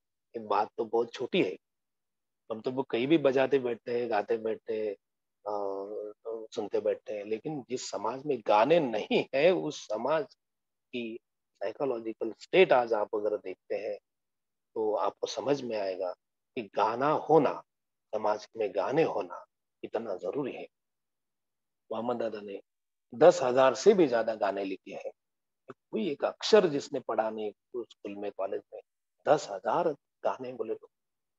यानी मीर साहब, मुनीब साहब, इनका पूरा आदर रखते हुए भी मैं ये कहना चाहूंगा, एक अभ्यासक अभ्यासक के तौर पे कहना चाहूंगा कि उनसे आगे भी वामन दादा की शायरी जाती है, मीर और गालिब के आगे भी वामन दादा की शायरी जाती है। मैंने खुद 500 गाने कंपोज किए, 1,000 गाने तो जुबानी याद है, 500 उसमें से जो गाने हैं वो 500 गाने मैंने किए। उसमें 100 गाने है डॉक्टर बाबा साहेब आम्बेडकर मराठवाड़ा यूनिवर्सिटी को दिए हैं, जिससे जो जिसका पहले जिक्र हुआ, वो गीत भीमायन जो प्रोजेक्ट है वो बन गया 100 गानों से। तो उसमें देश के पूरे जाने माने जो गायक है, कलाकार है, फनकार है, उन्होंने हिस्सा लिया है। कविता कृष्णमूर्ति है, हरिहरन है, सुरेश वाडकर जी है, सब भारत के जितने भी बड़े बड़े लोग हैं, उन्होंने अपना जो योगदान जो है, अपनी सेवा बाबा साहब को म्यूजिकल ट्रिब्यूट के अंदाज से उन्होंने दी है। और उसकी नींव है वामन दादा की गान। वामन दादा के गीत अगर नहीं होते तो हम भीमायन नहीं कर सकते थे। चोपड़े साहब ने उस समय, आदरणीय प्रोफेसर बी ए चोपड़े, बाबा साहब का 125वां जब हम साल मना रहे थे, जन्म का साल मना रहे थे, 125th birth anniversary of doctor Baba Saheb Ambedkar, तो सब दुनिया में जो सब कुछ कुछ कर रहे थे, तो हम मुझे पूछा चोपड़े साहब ने कि हम क्या कर सकते हैं। हमने बताया कि हम बाबा साहब का म्यूजिकल बायोग्राफी जो है, संगीतमय जीवन चरित्र बना सकते हैं। उसके लिए 100 गाने का सिलेक्शन हो गया, उन्होंने प्रोजेक्ट शुरू किया। अभी एट प्रेजेंट जो हमारे वाइस चांसलर है आदरणीय प्रमोद जी अवले सर, उन्होंने ये प्रोजेक्ट के सारे जो नॉर्म्स जिसको कहेंगे, एडमिनिस्ट्रेटिव नॉर्म्स, यानी मैनेजमेंट काउंसिल की मंजूरी, ये वो सब करार उन्होंने किए हैं। टाइम्स म्यूजिक जो एशिया का बहुत बड़ा ग्रुप है, मीडिया ग्रुप है टाइम्स म्यूजिक, तो उसके जरिए ये 10 गाने जो अभी लॉन्च हुए हैं यूट्यूब पे है। बाकी 11 प्लेटफॉर्म्स पे वो गाने, गाना पे आया, सावन पे आया, विंक म्यूजिक पे आया, आप देख सकते हैं, आप सुन सकते हैं। आप अपने स्टूडेंट्स को भी बोलो कि ये गाने सुनो। मैं ये उदाहरण इसलिए दिया कि इतना सिंपल आदमी, इतना सादा आदमी, जो गाने लिखते, जो गाने लिखते लिखते गया, लिखते गया, लिखते गया और कारवां बनते गया, तो उनके गाने के ऊपर म्यूजिकल प्रोजेक्ट बनता है। और वो देश में सबसे बड़ा प्रोजेक्ट है, देश में नहीं, दुनिया में सबसे बड़ा प्रोजेक्ट। हमें गिनीज बुक वर्ल्ड रिकॉर्ड का भी लेटर आया है सर, वाइस चांसलर सर। वो लेटर है कि ये प्रोजेक्ट लॉन्गेस्ट म्यूजिकल बायोग्राफी बोल के ये दुनिया में मिसाल कामिल कायम कर सकता है। ये दुनिया में इसका ये हो सकता है, सबसे दुनिया में सबसे बड़ा गिनीज बुक वर्ल्ड रिकॉर्ड हो सकता है। देखो, फकीर वामन की अमीरी मैं आपके सामने रखने जा रहा हूँ कि एक फकीर वामन ने अपने गाने के जरिए यूनिवर्सिटी को भी अमीर बनाने का जो एक ये दिया, एग्जाम्पल दिया है, ये फकीर वामन की अमीरी है।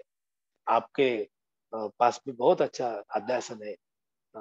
पाइकराव सर हमारे दोस्त, उसको बहुत बहुत अच्छी तरह वो संभालते हैं। वो तो वामन जीने वाला आदमी है, सही बात। विजय कुमार जी पाइकराव वामन को जीते हैं वो। और आपने सही आदमी को वो डायरेक्टर बनाया, इंचार्ज बनाया। तो ये अध्यासन सही में तो वामन दादा का सबसे पहला अध्यासन YCMO ने बनाया है।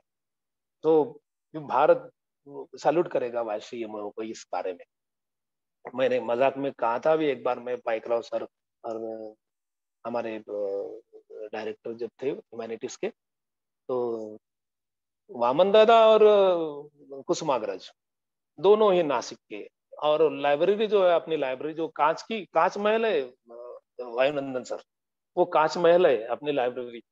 तो मुझे वो देखने लेके गए थे, मेरा जो प्रोग्राम था, तो देखा मैंने कि वामन दादा और कुसुमाग्रज दोनों ही एक ही ये है, एक ही मजले में है, एक ही बोले तो मैं बोला ये आपने अच्छा किया है, इसका ख्याल रखो कि दोनों झगड़े ना करे कभी, ऐसा मैंने कहा था। लेकिन महापुरुष ऐसा नहीं कर सकते, वो महापुरुष है कुसुमाग्रज है, वामन दादा है। लेकिन ये आपने एक मिसाल दिया एक यूनिवर्सिटीज के सामने, इसके लिए मैं फिर आपका एक अभिनंदन करता हूँ कि पहला अध्यासन वामन दादा के नाम पे आपने बनाया है। मेरा जो किताब है वो किताब भी मैं बहुत, मेरा PhD हो गया, और PhD होने के बाद वो बहुत लोगों ने मुझे कहा कि अपना किताब निकालो, लेकिन वो किताब मैंने नासिक के भूमि को समर्पित करने का मैंने तय कर लिया है। और वो विजय कुमार पाइकराव सर और मेरी हमेशा बात होती है, अपनी बात नहीं, आज भी वो होगी कि नहीं, कोई मीटिंग आपको लगी थी ऐसा मुझे बताए, लेकिन ये किताब जो है मेरी YCMO की तरफ से ही उसे निकालूंगा। और इसके लिए मैं कोई राइट्स जो है वो मैं राइट्स मेरे नहीं रखूंगा, वो YCMO के नाम पे रहेगी। और नासिक जो वामन दादा की कर्म भूमि है, वामन दादा ने तो इतना दिया, हर जहां का गाने वाला आज भी और कल भी गीत वामन का गाएगा, ये खजाना कम नहीं, जो चाहे जो आएगा वो पाएगा, ये खजाना कम नहीं, जो चाहे वो ले जाएगा, ये खजाना कम नहीं। इतना बड़ा खजाना वामन दादा ने दिया, लेने वाले ले गए, वो जी रहे हैं शान से। शेर सुनो, लेने वाले गए, वो जी रहे हैं शान से, बच्चे का बच्चा खाएगा, ये खजाना कम नहीं, जो चाहे वो ले जाएगा, ये खजाना कम नहीं। वामन दादा ने इतना बड़ा दिया है।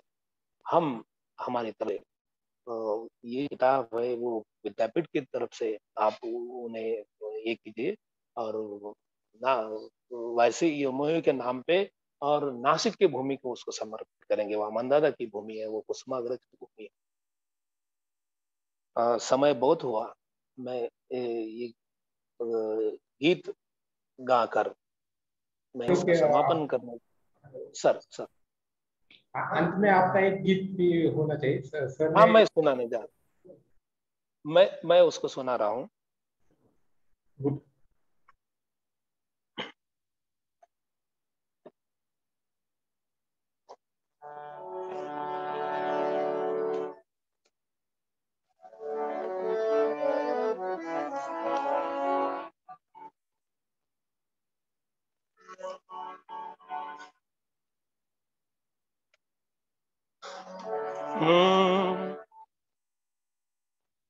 रे ना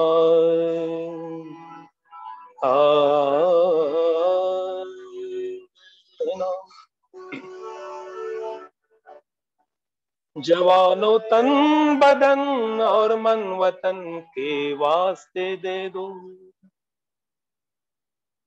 जवानों तन बदन और मन वतन के वास्ते दे दो, किसानों अन्न का कन कन वतन के वास्ते दे दो, किसानों अन्न का कन कन वतन के वास्ते दे दो, अमीरों तुम तुम्हारा धन वतन के वास्ते दे दो, अमीरों तुम तुम्हारा धन वतन के वास्ते दे दो, छुपाना छोड़ दो कांचन वतन के वास्ते दे दो, छुपाना छोड़ दो कांचन वतन के वास्ते दे दो, खजाना खोल दो सब धन वतन के वास्ते दे दो, जवानों तन बदन और मन वतन के वास्ते दे दो। जवानों तन बदन और मन वतन के वास्ते दे दो। यहाँ फिर से कोई राजपूत राणा जैसा पैदा हो, यहाँ फिर से कोई राजपूत राणा जैसा पैदा हो। गुरु गोविंद जी रणजीत जी गाजी सा पैदा हो। गुरु गोविंद जी रणजीत जी गाजी सा पैदा हो। अकेला हो तो हजारों में बाजी प्रभु सा पैदा हो। अकेला हो तो हजारों में बाजी प्रभु सा पैदा हो। वतन पे हो फिदा नरवीर नेताजी सा पैदा हो। वतन पे हो फिदा नरवीर नेताजी सा पैदा हो। शिवाजी बन के तुम दर्शन के वास्ते दे दो। शिवाजी बन के तुम दर्शन वतन के वास्ते दे दो। जवानों तन बदन और मन वतन के वास्ते दे दो। जवानों तन बदन और वतन के वास्ते दे दो। सुहागन होने वाली जो भी दुल्हन बन के बैठी हो। यानी देश को संभालना सिर्फ सैनिकों की जिम्मेवारी नहीं है, हम सब की है। तो किस किस की ये रिस्पॉन्सिबिलिटी वामन दादा बता रहे। सुहागन होने वाली जो भी दुल्हन बन के बैठी हो, किसी की होने वाली बहू या किसी की बेटी हो, समय शादी का हो या मंडवे में बारात आई हो। समय शादी का हो या मंडवे में बारात आई हो। तुम्हारी शादी यारों को वरों को रन में जाने दो। तुम्हारी शादी यारों को वरों को रन में जाने दो। कुंवारी तुम रहो कंगन वतन के वास्ते दे दो।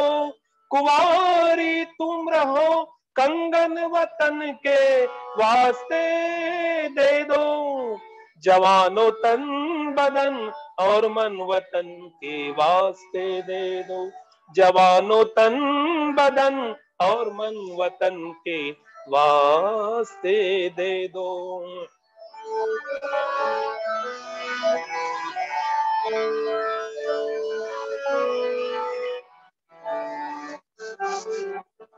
गजल की तान है तेरी, गजल की तान है तेरी, वतन के वास्ते दे दो।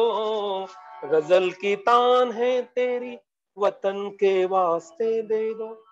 निछावर जान है तेरी, वतन के वास्ते दे दो। निछावर जान है तेरी, वतन के वास्ते दे दो। अगर है शान भी तेरी तो वतन के वास्ते दे दो।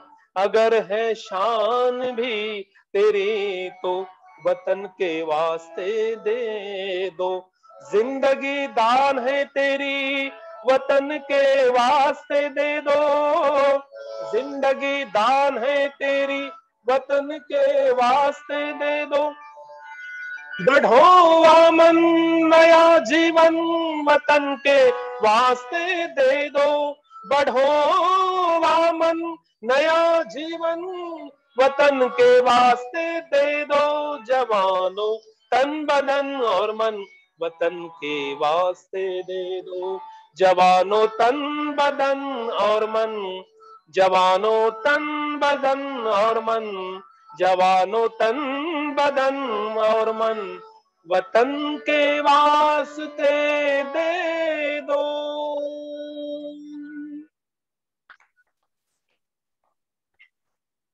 बहुत बढ़िया सर, बहुत बढ़िया। बहुत बढ़िया। Thank you sir, thank you, thank you. ये जो हाँ सर, बोलो सर प्लीज, आप बोलने के बाद। हाँ आप कुछ ये बोल रहे ये जो वामन दादा की बात जो है मैंने आपके सामने रखी है, ये उनका योगदान, उनकी जो प्रासंगिकता है कि देश के बारे में उन्होंने जो विचार किया है, वो विचार अगर सही में हम अमल में लाते हैं, इम्प्लीमेंट करते हैं, तो वामन दादा इस देश में ये एक एक आइडियल ऐसा ये आने वाले समय में बनने के लिए कोई दिक्कत नहीं है।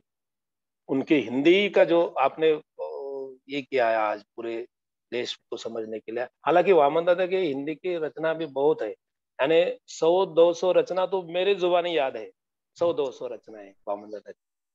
लेकिन महाराष्ट्र में जो होता है, सब तरफ मराठी मराठी का होता है। आपने जो आज हिंदी में वामन दादा की जो प्रस्तुति करने की जो ये की आज, मैं समझता हूँ कि ये पूरे भारत में आज पहला ही प्रोग्राम वामन दादा पहली बार हिंदी में देश के सामने जा रहे हैं। वामन दादा के गीत, वामन दादा के संगीत, उनकी तपस्या, उनका त्याग, उनकी साधना आप सबके जीवन में एक नई चेतना उससे भर दी जाए। आपका यूनिवर्सिटी जो है बहुत बड़ा तरक्की इस स्टेज के जरिए करते जाए, इसके लिए मैं बहुत बहुत मंगल कामना करता हूँ। आपने मुझे ये स्पीच के काबिल समझा, एक सुटेबल समझा, और आपने मुझे इनवाइट किया।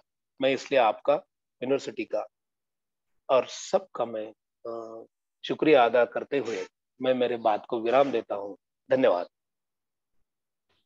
आपने काफी विषय वामन जी का जो हमारे को जो पता नहीं है उसमें से आपने काफी बताया, और बहुत अच्छी आपने बताया। उसका कोई ना शिक्षा है ना कोई है, खुद समाज के वजह से उसने खुद ये करके आपने बोला 2000 कविता इन्हें लिखा है, बढ़िया बात है। और उसने 10,000 सॉरी 10,000, और काफी उसने ऐसा नहीं है, देश के बारे में भी, देश के विषय में सब वर्गों के लिए भी उसने कैसा जोड़ना है, कैसे आगे जाना है, वो बहुत अच्छी आपने बताया। दूसरी बात बोले सर आपने, सही कहा। हाँ, आपने एक बात बोला बुक के बारे में। सर हमारा जो स्टडी जो अध्यक्ष से हम करेंगे, सब करेंगे। आप हमारे को कुछ गाइड भी कर सकते हैं सर। अभी हमने काफी काम करने के लिए सोच रहे हैं, अभी पाइकराव से भी बात हो रहा था 3-4 दिन से। हम जो काम करना है उतना नहीं हुआ। आप जैसे लोग हमारे को थोड़ा डायरेक्शन दिए तो हम काम करने के लिए जरूर है। और वामन दादा कार्ड पे एक नेशनल लेवल पे फिगर पे लेके जाना सर। अभी क्या हुआ सर, थोड़ा ऐसा नहीं है, अभी क्या हुआ मराठी वजह से वो काफी महाराष्ट्र में वो, लेकिन इनका जो कविता है और उनका वो जो आलोचना है वो काफी ये करना है।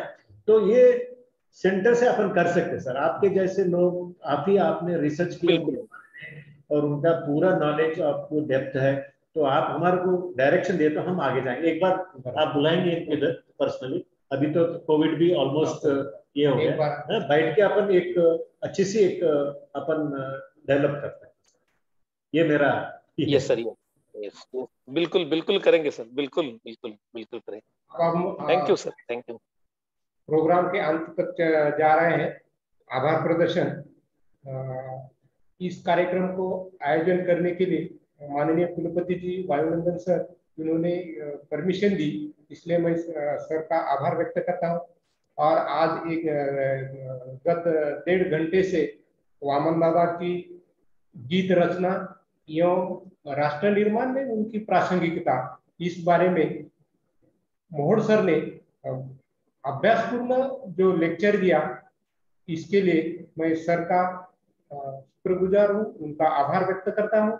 हमारे विश्वविद्यालय के प्रबंधक कुल सचिव जी भोंडे जी, इनका भी मैं आभार व्यक्त करता हूँ। उन्होंने भी ये काफी टेक्निकल बात को सपोर्ट किया। विश्वविद्यालय के वित्त अधिकारी, फाइनेंस ऑफिसर भी, विश्वविद्यालय के सभी डायरेक्टर, सभी अध्यापक, और हमारे यहाँ 45 तक जो तकरीबन यूट्यूब में भी इसका ये काम करेंगे।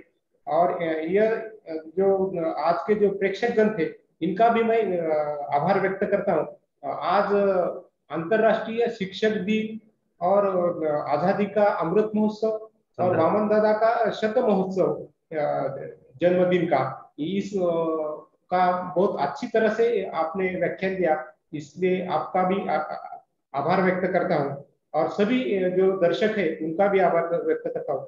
मैं यह स्कूल जो हमारे एजुकेशन के स्कूल वाले जो है उनके मैं एक बार और मैंने पहले हमारे कुलपति जी से एक बार ऐसा कहा था कि अभी वामन दादा अंतरराष्ट्रीय और यह जो अपना एकात्मता के बारे में कितना ये बोलते हैं, अभी सर ने भी उनका जिक्र किया है, लेकिन अभी दिवाली आने वाली है, रमजान भी हो आगे, तो अभी अगर हमने सबसे पहले टीचर ने छोटे बच्चे को या महाविद्यालय या अपने कॉलेज वाले बच्चे को तो अगर दिवाली में अली है, अली बोली तो मुस्लिम का सबसे बड़ा उनके मसीहा, उनके देव है, वो ऐसे उनके पैगंबर का नाम है।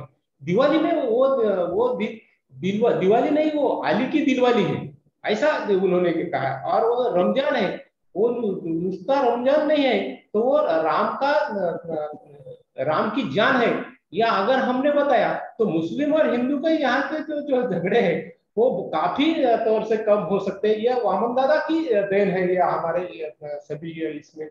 तो ये मैं अभी हमारे यहाँ से नागपुर से हमारे वाले साहब और बहुत सारे एजुकेशन के लोग थे, तो इनके बारे में अभी हमारे संजय जी मोहड़ सर, तो ये इसमें वो बहुत काफी है, लेकिन यह एजुकेशन वालों ने यह बताना चाहिए, इनका बहुत बड़ा योगदान है। और सर ने जो कहा, जैसा आपने बाबा साहब आम्बेडकर विश्वविद्यालय से गीत भीमायन किया, उसी प्रकार का भी हम और सर एक साथ बैठ के एक बार या ऐसा कॉन्फ्रेंस में हो जाए, तो हिंदी का जो सरकार है तो जो सॉन्ग है, गीत है, वो हमें आगे बढ़ाने की हम कोशिश करेंगे सर के माध्यम से और आपके सहयोग से। मैं आप सभी का आखिर में आभार व्यक्त करता हूं और ये कार्यक्रम संपन्न हुआ ऐसा घोषित करता हूं। और ये जिन्होंने नहीं देखा, नहीं सुना, इनके लिए यूट्यूब पे यशवंतराव चौहान ओपन यूनिवर्सिटी का यूट्यूब है, वहां पे भी एक कार्यक्रम रखेंगे हम। सभी के पुनः और एक बार आभार। Thank you sir, thank you. नमस्कार सर। नमस्कार, थैंक यू।